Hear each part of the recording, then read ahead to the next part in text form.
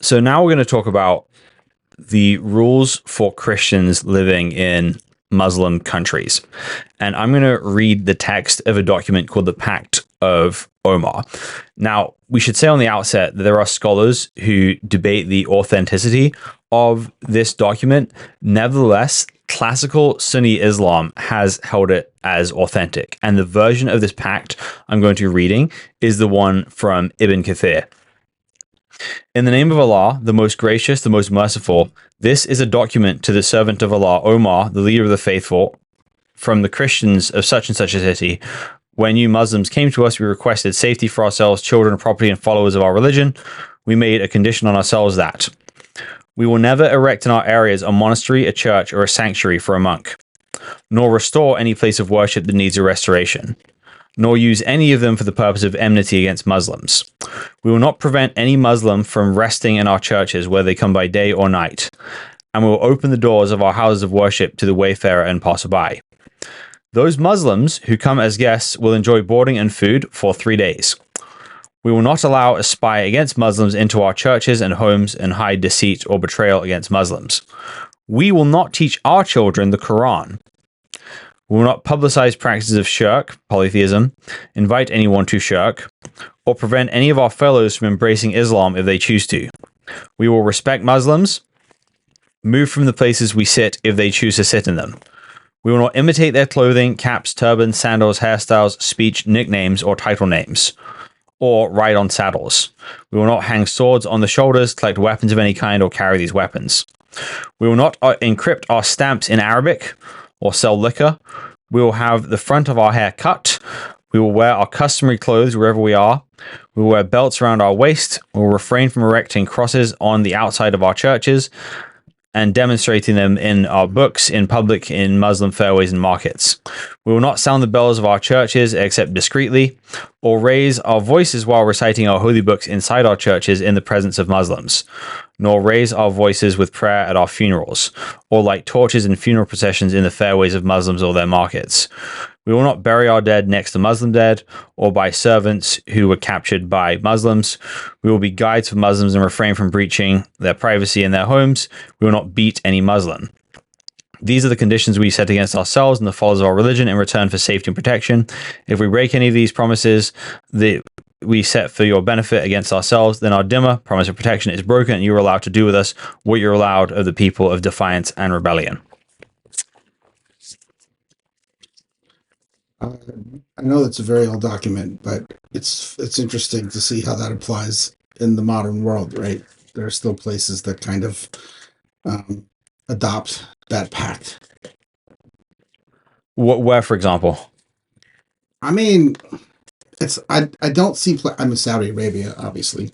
You know, you can't do any of those things in Saudi Arabia. It's not like Christians are forced to cut their hair or ride donkeys or anything like that. But you're not allowed to build a church. You're not allowed to do any of those things. I've never been to Iran or places like that are. I mean, obviously Sharjeel is from Pakistan, and I've seen like, we started a church and then it's just like a violent ruckus that happens in those places to get rid of the Christians because it's viewed as a threat or heresy.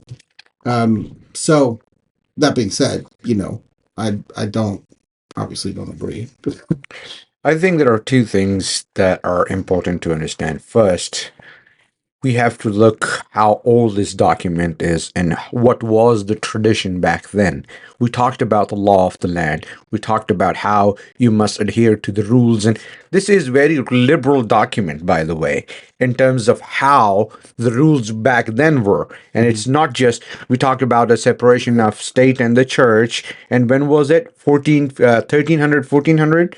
Somewhere around. This is Ibn Kathir's version, but this is allegedly from like 637. 637, right? How Christianity looked at that time. Of course, it was taken as a Roman Christianity, right? But as just to compare it with it. So you will see that these documents give you religious freedom to some extent. At that time, yes, there was a lot of religious freedom.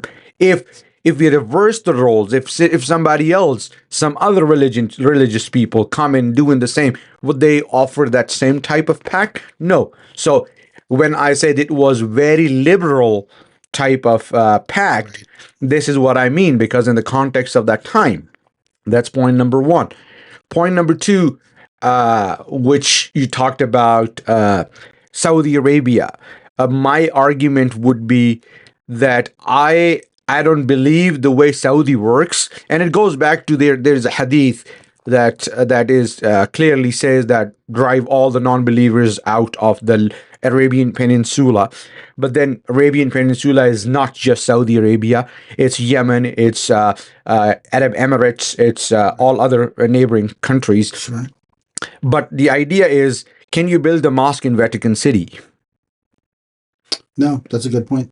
Right. So if a place is declared a holy place, then of course it's given. For example, I mean, when we see Judaism, it's a little different because Jerusalem is being like so much infused with all these three religions. Sure. You can't, but they have a point that the Jerusalem belongs to Jews, right? Because it's Old Testament and everything else.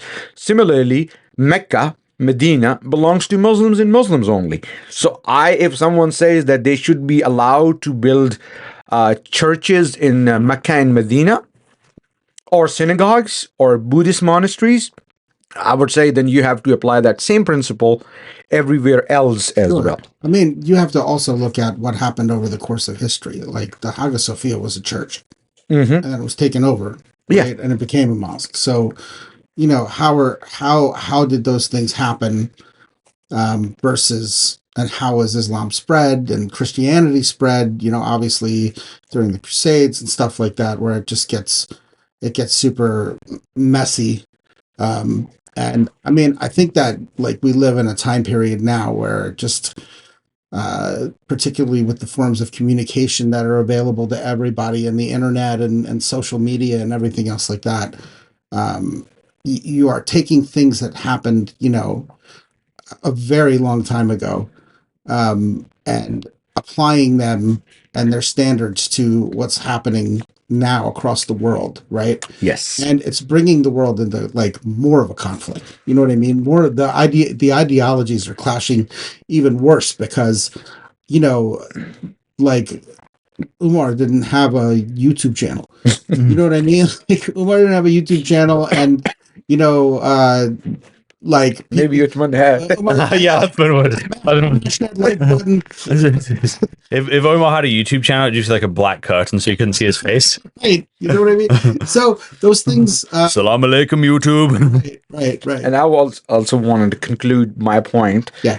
That most of the problem in the Muslim world today is most of the Muslims want to implement those centuries old system which no longer can be applicable in our societies the way we have grown or the way our societies have grown, right? So if we try to implement those systems, it won't work. Doesn't matter how magnificent, how brilliant, how extraordinary, how impressive they were. So that is the problem. That goes back to Yasir Qadhi, how he describes that Muslim world need reformation. So that is what my pitch is as well, that Muslim world need reformation. I'd also make the argument that this document is not a monolithic representation of how Muslims have treated minorities throughout history. Oh, yeah. Right. So you're going to find a big difference, for example, between Uthman and, say, Muawiyah. Right. Muawiyah puts like, if this bans public displays of crosses, Muawiyah has like crosses on his coins. He has crosses on his public inscriptions because he's a respecter of the local customs. Yes. So in the Muslim world today, this would not be universally practiced. So, for example, in the UAE, Christians are allowed to build church buildings. And there's places in the Muslim world that let that. So, Turkey, Pakistan. With lots of ifs and buts. With lots of ifs and buts, right? So this document's influential in the Muslim world. And lots of ifs and buts. That's gonna stick. Yeah. But this document is clearly it allows for Christianity, but is designed to gradually phase it out. Right? You can never repair the churches as they get damaged.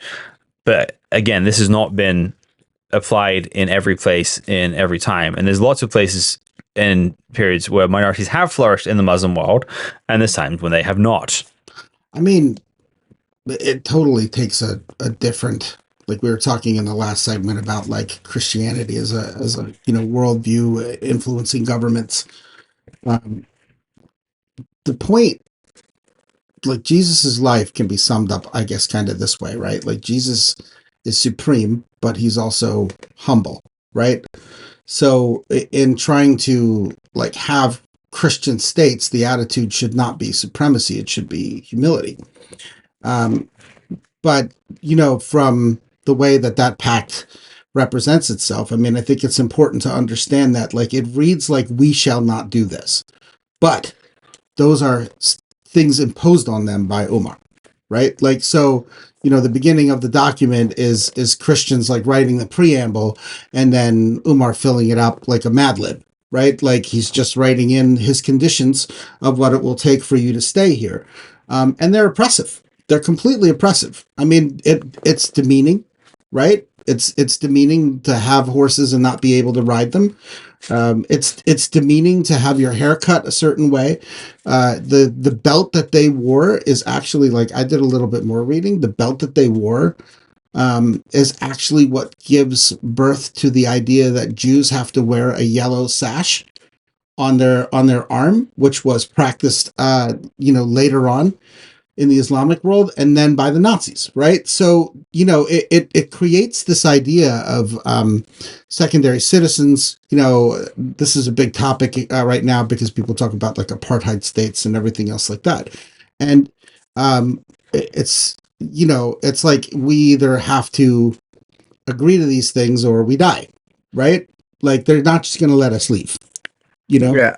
And I think the idea is embedded in Islamic theology, the principal Islamic theology, not the modernistic Islamic theology, that if there is a merger of state and religion at the same time, and you have to adhere to the principles of Islam or the rules of Islam, whether you're Muslim or you're not a Muslim, right? If you're not a Muslim, you can practice your religion, but you are a second-class citizen. You do not have equal rights. I was talking to a person about this particular topic, and it was that how there is equality versus in a state where there is a separation between state and religion versus where state and religions are same thing.